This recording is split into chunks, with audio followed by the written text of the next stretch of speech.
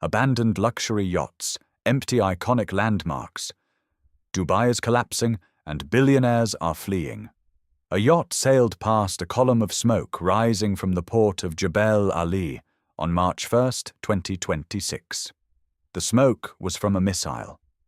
That image, a luxury vessel gliding past a burning port in one of the wealthiest cities on Earth, is not a metaphor. It is a photograph. It was published by AFP and distributed to newsrooms worldwide. And it tells you more about Dubai's actual structural condition than a decade of property market analysis, because it makes visible the single assumption that the entire city was built on, the assumption that had always been true, and that in the space of 72 hours simply stopped being true. Dubai is safe. The rich come because Dubai is safe. The capital stays because Dubai is safe. Without that, without the pure, an unbroken aura of security, the architecture of wealth attraction that Dubai spent 4 decades constructing does not bend. It dissolves. In 2025, an estimated 9,800 millionaires relocated to Dubai, bringing an estimated $63 billion in capital, the largest net inflow of high-net-worth individuals of any city on Earth that year, according to Henley and Partners.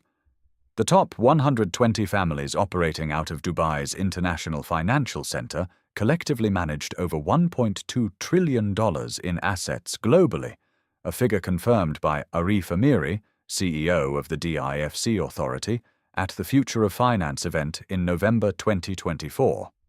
Dubai had 81,200 millionaires, 237 centimillionaires, those worth $100 million or more, and at least 20 billionaires. The DIFC was home to 1,289 family-related entities, up 61% from the year before. The city was not just attracting money, it was institutionalizing it, turning transient wealth into anchored capital. Or so it appeared. If that kind of analysis, the kind that follows the money past the headlines and into the architecture underneath, is what brought you here, subscribe now and turn on notifications. This channel publishes exactly this, every week. Now stay with this, because what happened to that $1.2 trillion in the first week of March 2026 is the story that every financial channel missed. On February 28, 2026, the United States and Israel launched what the U.S. Defense Department named Operation Epic Fury, a coordinated campaign targeting Iran's nuclear and military infrastructure. Iran responded within hours. Its retaliation did not stay inside the borders of the conflict. It came to Dubai. Ballistic missiles, iron drones, more than 800 projectiles tracked over the UAE in the first days of the war alone, according to the UAE Ministry of Defense. Dubai International Airport, the world's busiest international airport by passenger volume, was struck. A fire broke out at a fuel tank. Flights were suspended.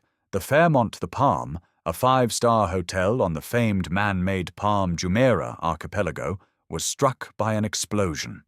Smoke rose from Jebel Ali port. An Amazon Web Services data center in the UAE was hit and caught fire, causing cloud outages across the region's banking sector. What followed was not a panic in the conventional sense. It was something more systematic than panic. It was a calculation made simultaneously by thousands of the wealthiest, most mobile people on the planet that the variable they had been paying to avoid had arrived. Ardale Buckner, CEO of security firm Global Guardian and a former U.S. Army Green Beret, said the exodus showed no signs of slowing by Tuesday morning, March 3rd. His firm alone had 7 corporate clients, large finance and consulting firms, actively seeking to evacuate between 1,000 and 3,000 employees. Amir Naran, CEO of Vimana Private Jets, reported receiving more than 100 client inquiries overnight. He said he had not seen demand like it since the pandemic. A private jet from the region to Europe was commanding up to $350,000. One woman who spoke to AFP, her husband, her 2 young children, driving 6 hours through the desert to reach Oman's capital Muscat, paid $200,000 for a charter flight to Geneva. She described hearing the bang of missile interceptions overhead. Her children were scared. Have you ever wondered what it sounds like when a city that sold itself as the world's safest address discovers that the product was the absence of sirens? Jim Crane, a fellow at Rice University's Baker Institute for Public Policy and the author of City of Gold, Dubai and the Dream of Capitalism, said it with the precision of someone who had spent years watching this city's logic from the inside. He said the US-Israel war on Iran is upending that crucial aura of security in Dubai. He said Dubai's economic model is based on expatriate residents providing the brains, brawn, and investment capital, and that you need stability and security to bring in smart foreigners. And then he said the sentence that lands differently than all the others. He said, "The city cannot function if everyone with a foreign passport flees.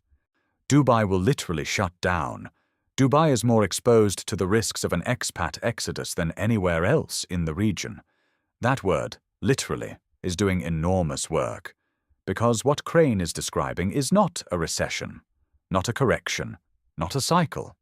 He is describing a structural condition so specific, so unusual, so deliberately constructed, that it has no real precedent in the history of major cities. Dubai's population is 92% expatriate. Its employed workforce was 96% foreign national as of the last comprehensive count. There is no citizenship pathway available to most of the people who built it, run it, and fill its towers. There is no permanent claim. There is no anchor beyond the calculation that Dubai is safer, cheaper to operate in, and more tax-efficient than anywhere else they could be. Remove the safety. The rest of the calculation still works. But safety is not a feature. For this city, safety is the product. And the product was being struck by Iranian drones at scale in March 2026. In 1960, Dubai had a population of 40,000 people. Today it holds close to 4 million, with 92% of them holding foreign passports. The city grew by design around a model of deliberate impermanence. The kafala system, under which most expatriate workers lived on visas sponsored by their employer, meant that losing a job historically meant losing the legal right to remain. No bankruptcy protection for debt defaulters, not until reforms made in 2016. No naturalization pathway. No permanent residency for the vast majority. At least not until the Golden Visa program launched in 2019 began extending 10-year renewable stays to certain investors and professionals. The city made itself attractive by making itself frictionless, and it made itself frictionless by making everyone's presence conditional. The risk inside that model was visible in 2008.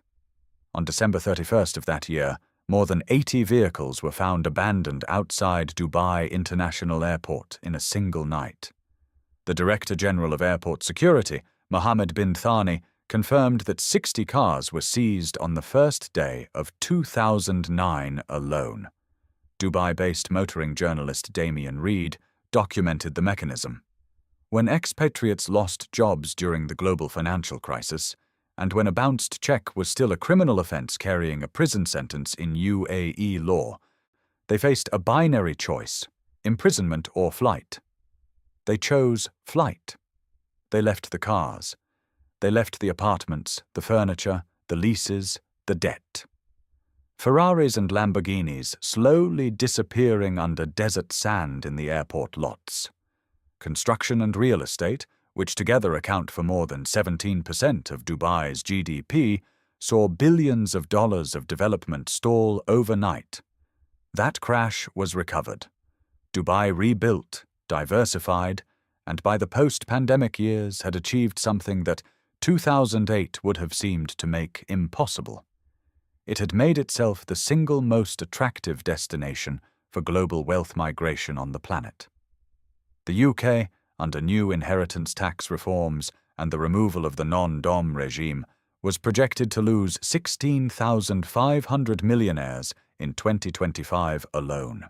According to Henley and Partners, the highest national outflow ever recorded. Most were going to Dubai. UBS, in a September 2025 report, estimated that Dubai had the fifth highest real estate bubble risk of 21 major global cities. Fitch Ratings, in May 2025, predicted a price correction of up to 15%, beginning in the second half of 2025, triggered by an incoming supply surge of approximately 270,000 new residential units by end of 2026, 4 times the number of units handed over in 2024. Fitch analyst Redmond Ramsdale, head of Middle East Bank Ratings, wrote plainly that this rate of delivery would test the absorption rate of the Dubai residential market in 2026 and 2027. 3 stress tests, real estate oversupply, a regional war, and an underlying demographic structure in which the people holding the wealth have no permanent obligation to stay. They were arriving simultaneously. And here is where the argument reaches the point it has been building toward, because the March 2026 exodus is not simply a geopolitical shock that will pass when the missiles stop. It is a revelation. It is the moment that the structural assumption underneath the entire city, that the wealth is sticky, that the capital is anchored, that the family offices and hedge funds and centimillionaires who arrived in 2025 will still be there in 2027, was tested under real conditions. And what the test revealed is exactly what Jim Crane had been saying for years. International capital is highly mobile. That was always true. But Dubai had spent a decade making people forget it. The AWS data center in the UAE was on fire on March 1st, struck by objects, in the company's own words, with power shut down and banking outages spreading across the region. The UAE's stock markets were closed on March 3rd. The calculation that made the DIFC the fastest-growing financial hub in the world was not built to absorb a scenario in which interception debris from an Iranian missile falls on a banking district. Dubai's police force, in the first days of the conflict, threatened to arrest and jail social media influencers who shared content that contradicted official announcements or could cause social panic. The measure tells you something important. Not about the government's intent. Managing information during a crisis is a standard state function, but about what the government understood the panic to actually be. It was not a ground-level panic. The construction workers, the delivery drivers, the migrant laborers from Pakistan and Bangladesh, and the Philippines who make up the physical substrate of the city, they had no private jets. They had no charter flights to Geneva. They had no 6-hour desert drive to Oman. 3 of the first people killed in the Iranian strikes were migrant workers, a Pakistani national in Abu Dhabi, a Bangladeshi national in Fujairah, a Palestinian worker in Al-Bahyan. The inequality that had always been latent in Dubai's model, the gap between those whose capital was mobile and those whose labor was not, was now measurable in who could leave and who could not. The panic the government was managing was not the panic of the construction workers. It was the panic of the $1.2 trillion. And look at what Dubai had been building toward in the months before the war. The DIFC Family Wealth Center had surged 54% in registered family foundations in a single year. The UAE officially designated 2026 as the Year of the Family. A projected $124 trillion global wealth transfer will occur by 2048. The entire institutional architecture was oriented around one goal: converting mobile wealth into intergenerational wealth, getting the capital to stop thinking of Dubai as a stop and start thinking of it as a home. And then the missiles came.